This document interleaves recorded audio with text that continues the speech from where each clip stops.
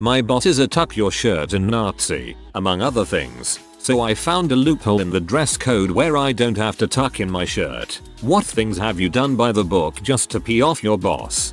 My brother-in-law worked for UPS for 17 years. He was a bit of a joker and was constantly getting in trouble for coming to work with crazy hair colors or cornrows. He was a big Italian guy and was told it wasn't appropriate. It was always something, but they couldn't say anything about him wearing sunglasses. So his little rebellion was he would wear the most outrageous sunglasses he could think of, ones shaped like giant red lips, guitars with the stems sticking up, purple ones with rhinestone hearts on them, anything for a laugh. After a while people knew him by his glasses. If someone said they lived in a certain area I would say, "Oh, my brother-in-law is your UPS man, the guy with the crazy glasses," and their reply would almost always be something like, "Ooh, John. Yeah, I love that guy. He's hilarious. He passed away 4 years ago. He was hit by a drunk driver while he was out walking one night. When we attended his funeral all of the guys from work came dressed in their browns with crazy sunglasses on.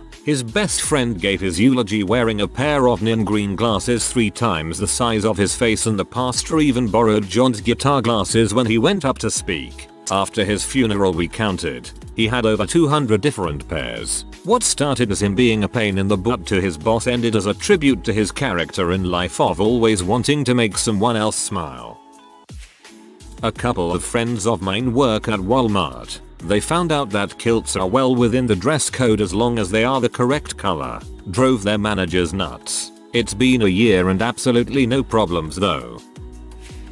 While I was in the Navy it was recommended that I get a extensive surgery on my ankle. My command felt that I didn't deserve a bunch of time off for a surgery, so they said they would approve it but none of the convalescent leave. They refused to sign any paperwork. First thing I did was hit them with the regulation stating that they were required to respond to all requests within a certain amount of time.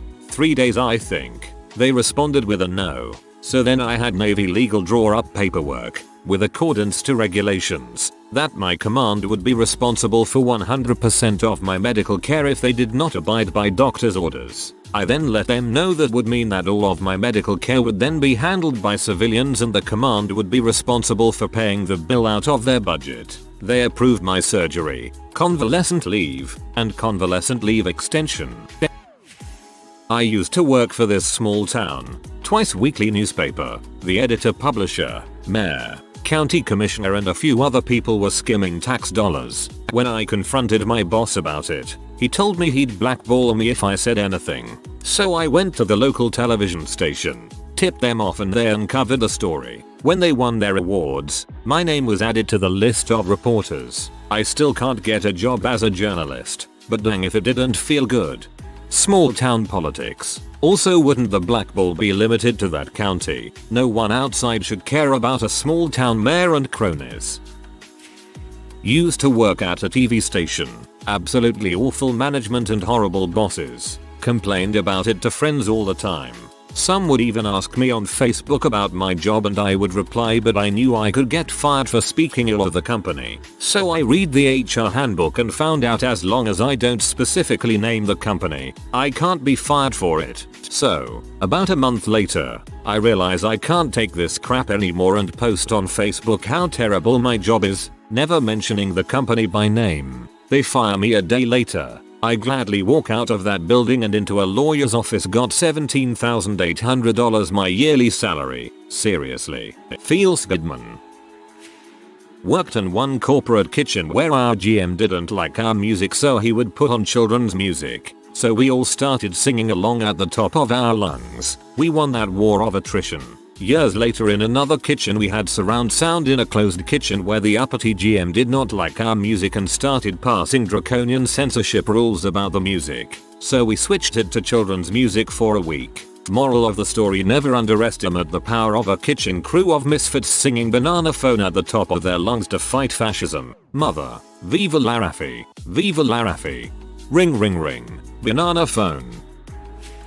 Not so much a tuck-in shirt Nazi situation, but here goes. My boss went away for about 3-4 weeks for a conference, and while he was away, a workmate and I had an idea. a George Foreman grill, and then we'd go to the deli and grab stuff for lunch. Hamburgers, lamb chops, pork, steaks, etc. We did this every day for over a month. And when the boss got back, he put a stop to it with the exact words, "I don't want that thing inside the office." So we took it to the shared kitchen area on our floor. We rented a suite. When he got angry at that and said, "I don't want IT on this floor," we took it down to the underground parking area and used the power outlet at his parking space while he was out at lunch. He caught us because he was coming back from lunch with a business partner in the car with him, and we were hunched over a tiny George Foreman grill making hamburger patties. Imagine 3 IT guys crouching on the ground like cavemen in a poorly lit underground parking lot,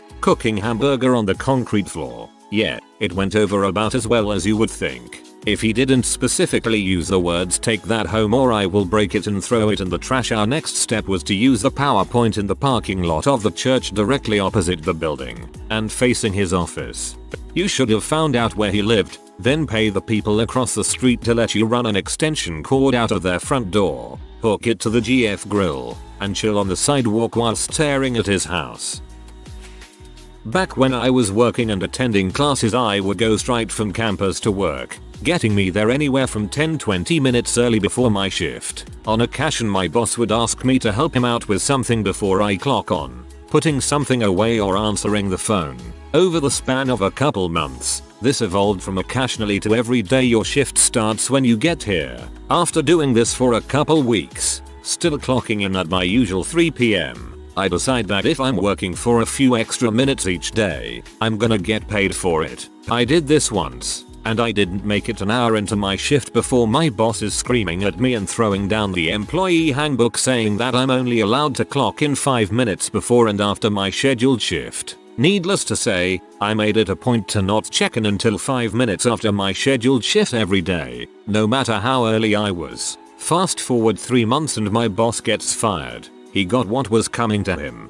It is in fact illegal for your employer to fail to pay you for doing any sort of work for them under the Fair Labor Standards Act, whether it's part of your normally assigned duties or not. Not my story, but a co-worker worked at a water park. Supervisor was a bee who wouldn't let the lead guards at the top of the tallest slide in the park go to the bathroom. Guard at the top is radioing that he needs to take a crap, but she won't let him. Mind you, the lead guards are allowed to ride down every once in a while to make sure no tubes are stuck. Lead guard is about to crap his pants in front of a ton of guests, so he goes into the utility closet and shoots in a bucket of cat litter we kept to clean up vomit. He then proceeds to ride the slide down to clean himself off and left the supervisor to clean up his bucket of crap. My father was working in a post office in the early 80s. It was an unusually hot day with 85 degrees Fahrenheit inside. There were no fans available, so it was crazy. Men weren't allowed to wear shorts, but Dad came to work wearing shorts which covered his knees and a part of his shin. Figuring he was fine, he wasn't, and his boss sent him home to change. He returned in his grandfather's bourgeois from the late 19th century, top hat and all. The boss kept asking if it wasn't a little hot in that suit, but he said he was fine. That is a man I can respect. I just love opportunities to overdress. For example, I went to a job interview for a dishwasher in a full suit with a sweater vest and knit tie on. Not work but school. I'm a senior in high school, and one day a bunch of senior guys decided to start up Tank Top Tuesday. Every Tuesday about 1/2 the senior guys would come to school in a tank top. Our school had no rule about tank tops except that the straps be at least 2 inches thick, so we didn't anticipate any problem, especially considering girls at our school wore tank tops all the time. After the first day, the school announced that boys were no longer allowed to wear tank tops. When questioned as to why, they claimed that visible armpit hair was a distraction that inhibited learning.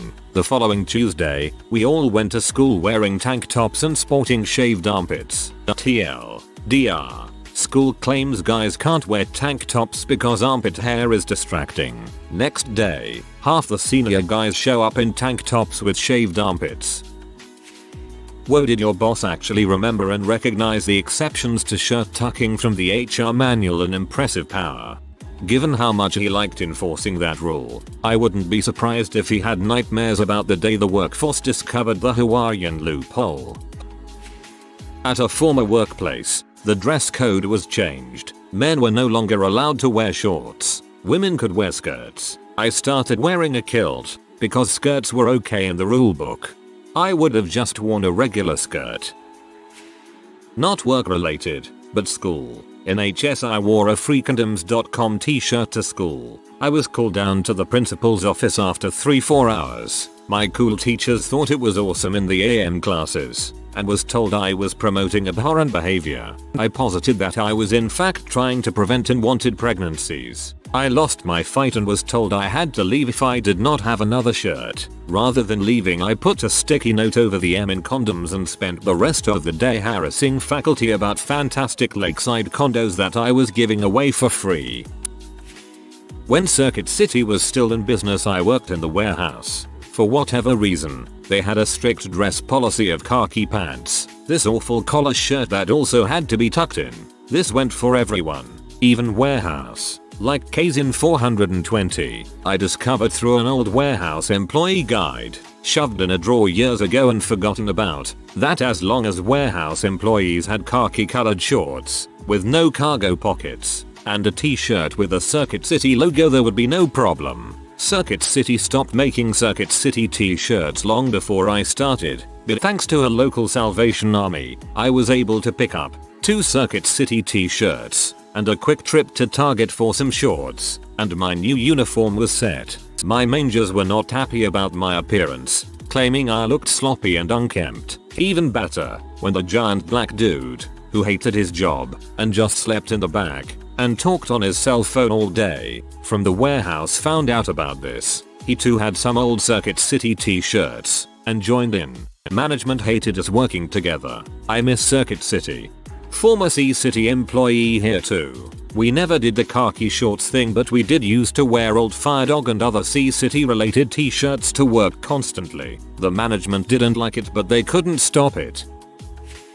I used to work at a lingerie store as an assistant manager, so I had to dress nice and look professional. All the other girls wore huge heels and always ended up complaining about how sore their feet were at the end of their shift, and I always wore flats to avoid having sore feet. They were still nice, stylish shoes, but they didn't have towering heels on them. My manager always used to get mad at me for not wearing heels and tried to claim it was part of the dress code. I looked it up and showed her that it didn't say anywhere that I had to wear heels, just that I had to wear acceptable work attire or something like that, and she tried to tell me it was an out-of-date dress code or something, so I would tell her that she should get an updated one then. Eventually, she brought head office into the argument and the provincial manager was trying to tell me to wear heels to work. I told them they would have to pay me more than minimum wage to ruin my feet. I did not get a raise and no one ever told me to wear heels to work again. Heels cause more problems than just foot pain. Serious sacral hip issues and lower back problems can arise from the unnatural tilt forced by the raised heels. Heels are silly. At my old school, they had rules about hair length, guys, and our teacher got anal about it. The only actual rules were that they couldn't pass our eyebrows or collar area. Being the whitey douchebag I am, I used a crap ton of gel to slick up my hair and do obnoxious things with it. It was all raised, so it never crossed my eyebrows or collar. I got away with it for 2 months, until the principal changed the rules. All just for me. D. You could have also just shaved your eyebrows. I used to work at the Jaws ride at Universal Studios Florida. Our uniform consisted of a blue t-shirt, jeans or jean shorts, white socks, and white shoes. The unofficial dress code had all of us girls wearing jean shorts and white knee socks. One summer, I ended up working the Jaws ride and the Jungle Cruise at Walt Disney World simultaneously. I love Disney and had always wanted to work there, but I ended up finding it stifling, with all sorts of silly and over-the-top rules. At the Jungle Cruise, you wear a khaki shirt, khaki shorts or pants, white socks, and brown shoes. One day, I didn't have any normal sized socks to wear to the Jungle Cruise, so I ended up wearing my white knee highs, which looked ridiculous with the jungle costume. When I got to work, one of my managers flipped his crap, told me my socks weren't in compliance with the Disney look. the official policies on how to dress at Disney, and made me roll my socks down. It looked like I was wearing little white life preservers around my ankles, and looked more out of place than they looked originally. I was annoyed, so when I went home, I scoured my Disney look booklet for the policies pertaining to socks. All I could find was that socks had to be long enough to cover the ankle bone. There was no maximum height. Heck, I could have worn white tights under my khaki shorts if I really wanted to. The next day, I wore my knee highs again. As a small act of rebellion, the same manager was there, and he flipped out. He actually pulled me into the office to write me up, but before he could get me to sign the paperwork, I pulled out my copy of the Disney look and showed him that, while incredibly silly looking, my socks were perfectly acceptable, and that I would continue wearing them like that. And so I did. I looked stupid, but I didn't care. Working for Disney wasn't a pleasant experience in my opinion, and it was very liberating to know that I could at least wear my socks however the heck I wanted to. It sounds to me like adventuring through the jungle. Knee-high socks is a good idea. Working at Big 5, there was a policy that men had to be clean shaven or have a mustache. No beards or goatees or starburns. I cannot wear a mustache without looking like either a pedophile or an 80s P-star, but I hate shaving every day, so I grew out the biggest, creepiest Hulk Hogan stash ever witnessed and wore it proudly for the entire time I worked there. His name is Alex.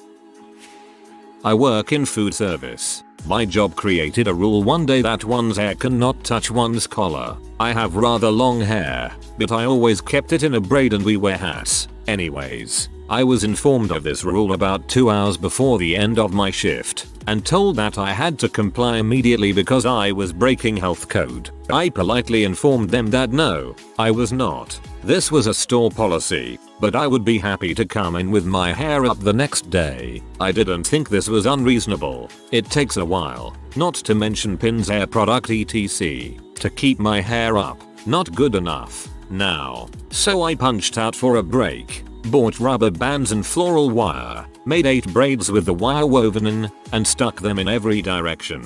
Boss saw me and began screaming. I calmly told him my hair wasn't touching my collar. TL. DR. Long hair not allowed to touch collar. Created obnoxious hairdo within regulations.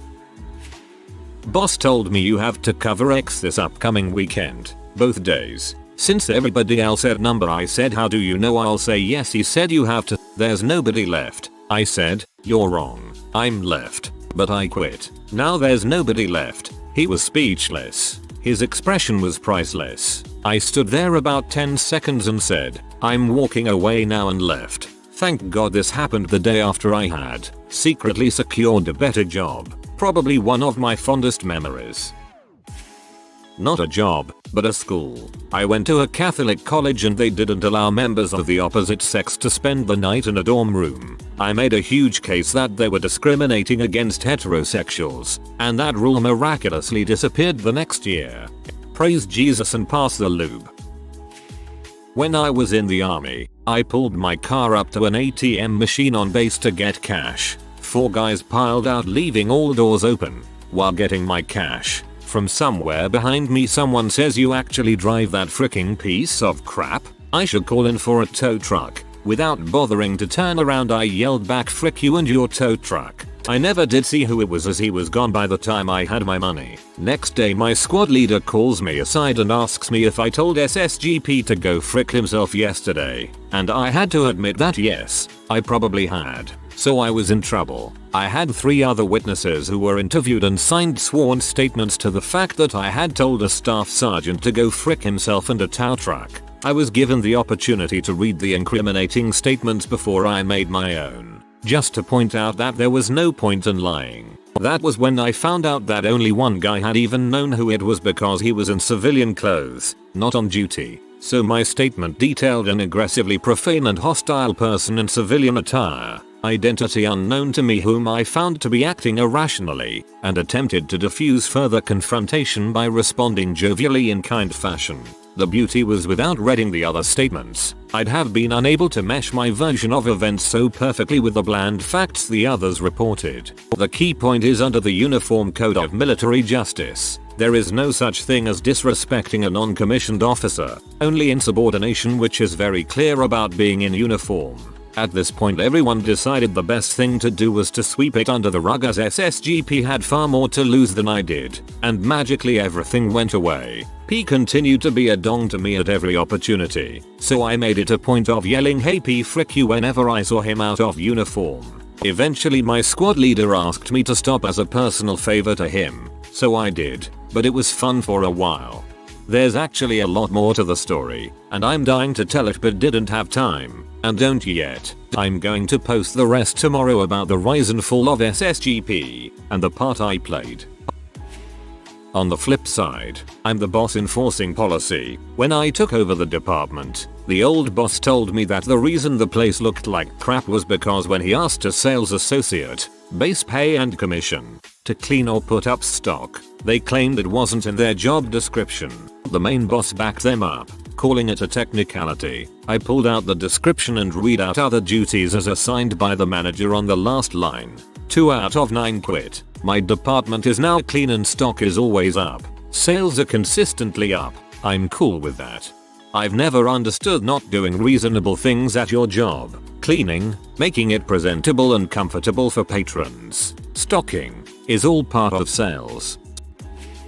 I worked at a PetSmart 5 or so years ago, in the pet hotel where animals were boarded while their pet parents, owners, went on vacation. Everything I did was in the back. No customers ever saw me, just the dogs and kitties. But my boss would always get onto me for forgetting my belt. So one day she was particularly mad at me about not having a belt despite the fact that I was picking that shit up last minute for someone who was sick. I pick up a dog leash, put it through my belt loops, and say, "Well, it appears I now have a belt." Well, I wouldn't be taking any crap from the female dogs in my care. Similar to OP, but with a military swag to it. In the Navy you must always have a white t-shirt under your uniform. I had a senior chief who constantly checked if your t-shirt was not visible and required that it be seen. I checked the uniform regs and found that while in a working uniform you can wear a v-neck tee. Started wearing them and he took notice as soon as he saw me. I told him that the regs allowed it. He scowled and his only comment was, "One for the blue shirts," and walked away. Then he hammered me for every reg violation he could find. Smartasses never win. At least not in today's Navy.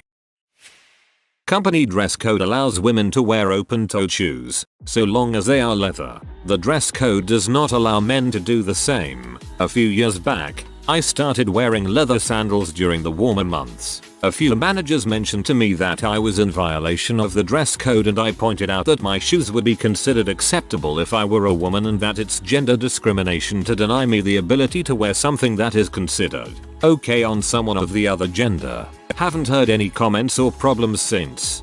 This gender discrimination keeps coming up in this post, and it's absolutely true where I work too. Our dress code is pretty simple. Collared shirt. Women never wear a collared shirt, ever. Men have to, or they'll be sent home. Wish I were freaking kidding. When I was working at an Office Max about 10 years ago, I was the only employee who didn't smoke. Needless to say, everyone in the building took a 15-minute smoke break 2-3 times a shift, and I got squat. One day, I asked the manager if I could have a clean air break, and he was confused. I explained that since smokers can have their 15 minutes breaks 2-3 times a shift, I should be able to step outside and do the same without having to smoke. Asked my manager, but he knew he had to let me to avoid any discrimination. I know an ex-smoker who had to quit due to a rather tough fight with lung cancer, which he won. He would still go outside and take non-smoking breaks every 30 minutes or so. He was so used to going out for a smoke, he really couldn't sit for an hour without getting antsy. I admired him for taking the one good thing about smoking, a break, and applying it to his no longer smoking self. Not really my boss but my school principal, which was really like a boss to me as a kid. I was at an Opus Dei school so the nuns were pretty freaking strict and I hated the freaking salads they gave us. I found multiple ways to hide the food because you can't throw food when there are millions of people starving until one day I just went with a tray half full to dump it all. The nun went ballistic and I just said I'm full. Gluttony is a sin and threw it all. That got me in trouble. I was 9. Clarify, I have posted this story before in some similar thread. This isn't work related but happened at my old high school. I had a friend who is a year older than me, and he decided to do an experiment. He wanted to see how short shorts could be. He made his own jorts and every few days he would cut an inch or so off. It got to the point where he had to wear a Speedo underneath, otherwise people would have been able to see his balls. The only reason he stopped was because he was reported by a killjoy and told him to stop. Best experience ever. But the experiment was a success. He was testing to see if the dress code was sexist towards girls and he proved it.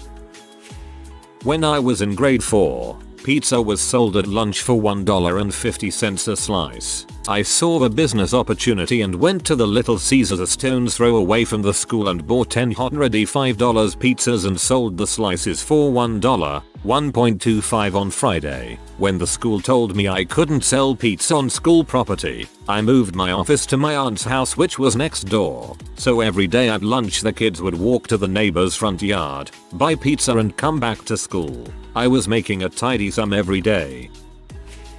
I went to a Pentecostal school even though I, nor my family were Pentecostal. They made me get haircuts all the time and I liked having long hair and sideburns. One day they gave me the ultimatum.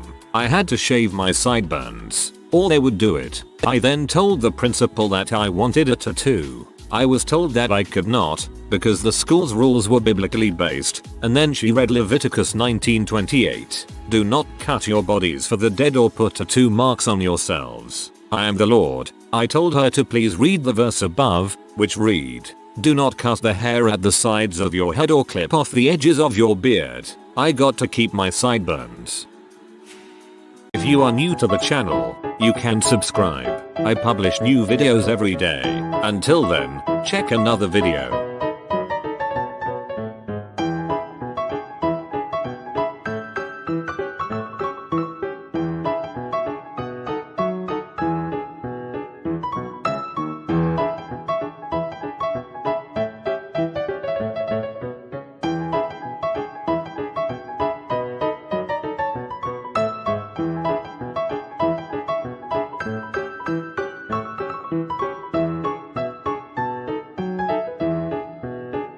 Bye for now.